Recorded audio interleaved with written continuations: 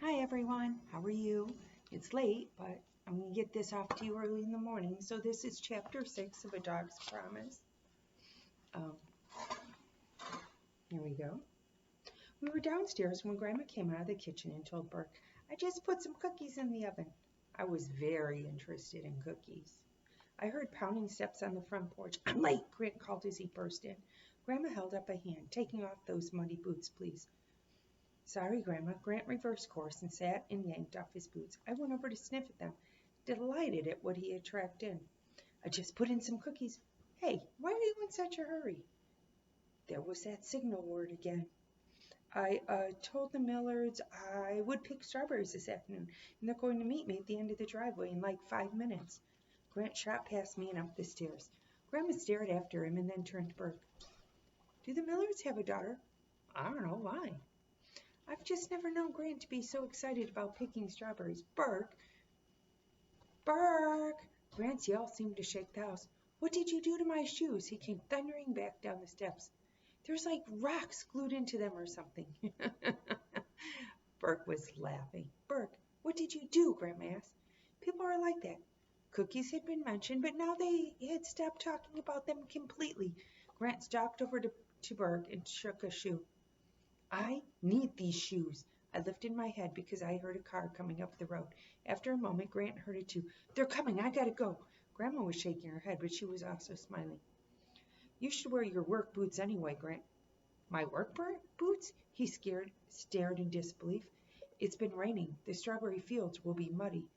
Really muddy, Burke chimed in. Boots are by far the best choice.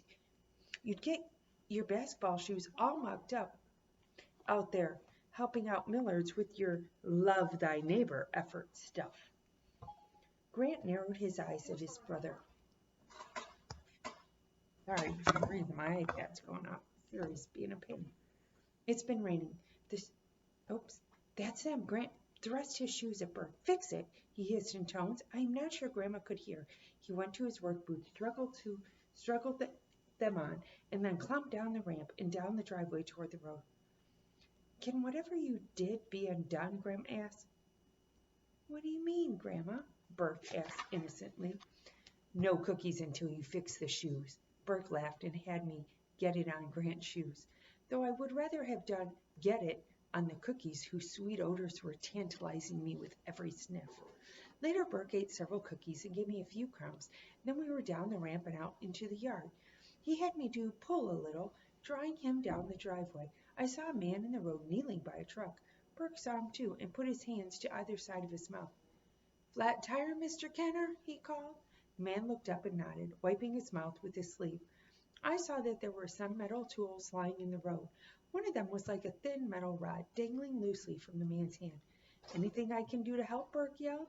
The man stared at Burke, and I felt my voice stiffen, his hand going tight on my back. The man finally shook his head. He doesn't think I can do anything, Cooper, Burke muttered, because I'm the cripple boy. I barked. Those same gigantic cars were headed down the road toward us. It was my job to call attention to the fact. I watched as the man with the tools put his hands on his hips and spat. He stepped right out into the path of the cars. Burke inhaled, and I felt the tension in his hand as he gripped my fur. With the clatter, the line of cars stopped. One of them made a loud honking noise. The man with the tools seemed enraged. The cars flashed lights and made the same sound. The man took a step forward. What are you going to do, run me down? He demanded in a raised voice. I could sense his fury. What is he doing? Burke breathed. The car in front started to jink back and forth a little. The angry man raised his metal rod high over his head and swung it. The hard smack of it made me jump. A shiver of motion traveled down the length of the cars as he hit the front one again, and then again, and then again. Suddenly, the line of cars made a hard turn off the road, up the shoulder, and then up our driveway, straight toward where we were sitting. Oh my God, they were going to hit Burke. I had to protect him. I ran forward, teeth baring, barking. Cooper! Burke yelled. Burke's shout rang in my ears, and I knew he wanted me to return to him. But the line of cars was still approaching, and I was determined they would not hurt him. When they abruptly halted, I did too. My fur up, lips back, my bark as threatening as I could make it. Cooper! Burke yelled again. The forward car jerked to one side, the side that matched up with pull right, trying to get past me there. I darted in that direction too, snapping at the tires, blocking progress. You will not hurt Burke. The lead car went down the other way, and I shifted pull left, lunging again. The machines were huge, and I was afraid of them, but my fear just made me more determined to protect my boy. They were halted, making an ominous humming sound. The front wheels on the front one swiveled in the dirt one way, then the other. I attacked, biting the hard rubber, growling. When I backed away, dirt flew from the lead machine's wheel, and it cut hard right and trundled past me into the yard. The other cars didn't move, and I barked at them to let them know not to try anything, then turned my head at the sound of a crash. The front car was smashing right into the wood pile. The entire stack toppled, wood spilling everywhere, and then the other cars decided to follow, moving in tight formation to link up with the lead car, banging into each other and stalling. The front car was rocking back and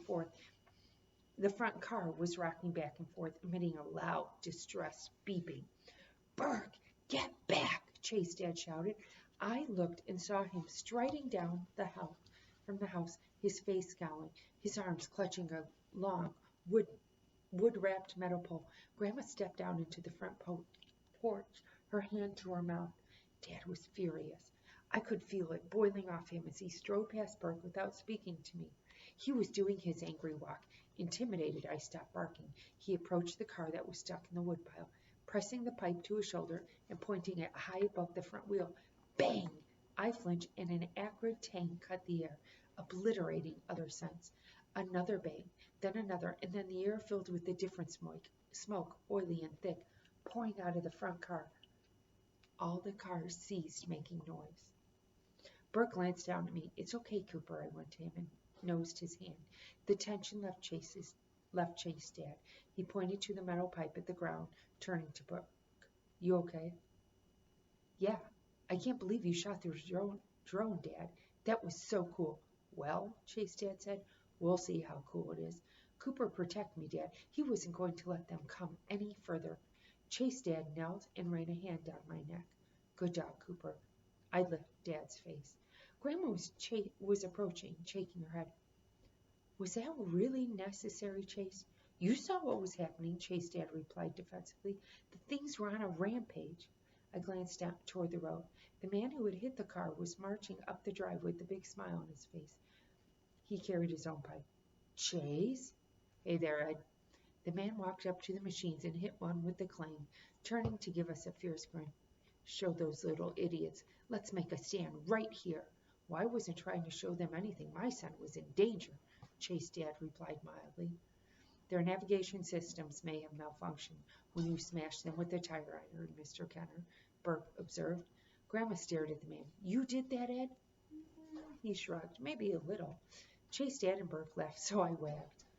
"You men are behaving like children," she chided. "Trident Mechanical Harvesting is a multinational corporation. They decide to come after us. What are we going to do?" The man hung his head. I'm sorry, ma'am. I was just fixing my flat," he mumbled. Chase Dad laughed again. I sat and scratched behind my ear. The sharp scent had mostly left the air, but Chase Dad's pipe still reeked with it. Grandma was shaking her head. "I don't know why you think this is funny. Look what happened."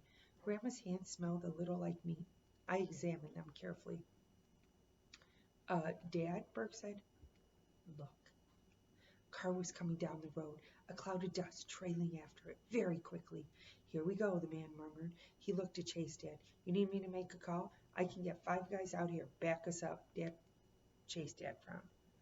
"No, I think this has gone far enough. Your tire fixed?" "Yeah, I got this then. You go on." The man turned down the driveway. I wagged, but he didn't even glance my way. Chase Dad, watching the car approaching, bit his lip. "Mom, why don't you go on inside?" Grandma put her meaty hands on her hips. "What are you planning to do, Chase?" Wow, this book seems a lot different than the other ones. It really seems like they're almost like 2 families are fighting the 2 farms. The one that's going a little bit more high-tech, bigger farm, as compared to the other ones, kind of more old school. What do you guys think? Let me know.